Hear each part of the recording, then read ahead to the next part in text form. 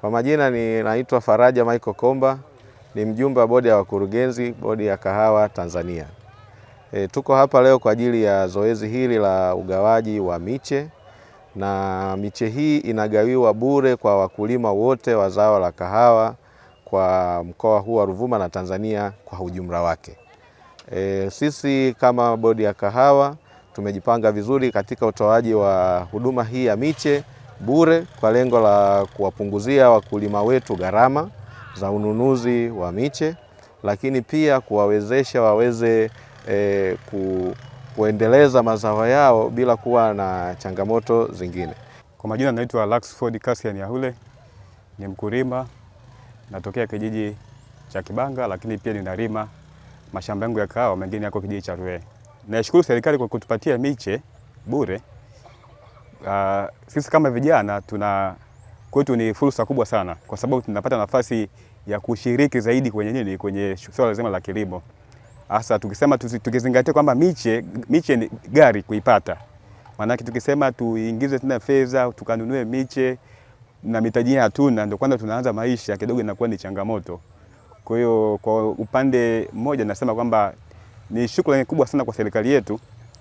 Tumepata nafasi ya kuipata miche na tunasema tu asante, na kama vijana basi yote atakayepata miche akaipande, maana kahawa ni biashara.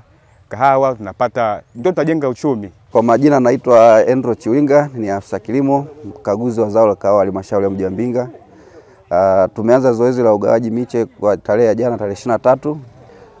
Hamasa ya watu kuchukua miche imekuwa ni kubwa sana, mwamko ni mkubwa, na tunaendelea kutoa miche hadi sasa na watu wanaendelea kupata miche.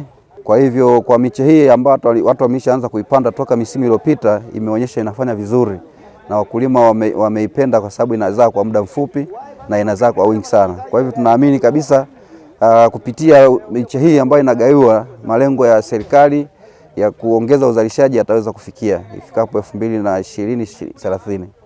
Kwa majina naitwa Susana William Komba, natokea kijiji cha Mkoa, pia mwenyewe ni kitongoji cha Ukuli Mtua, kijiji cha Mkoa.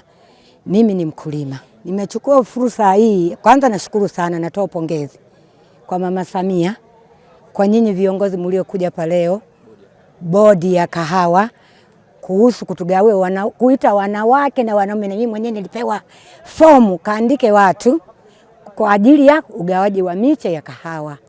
Kwa hivyo nashukuru sana, sikuamini kama itajitokeza hivi, kwa sababu si wanawake tulikuwa tunanyanyasika.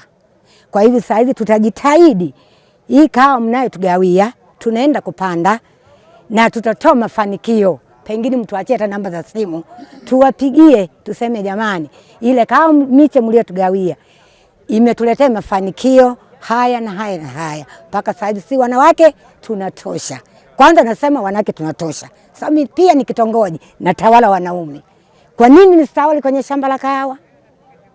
Nasema asante sana, tunashukuru sana.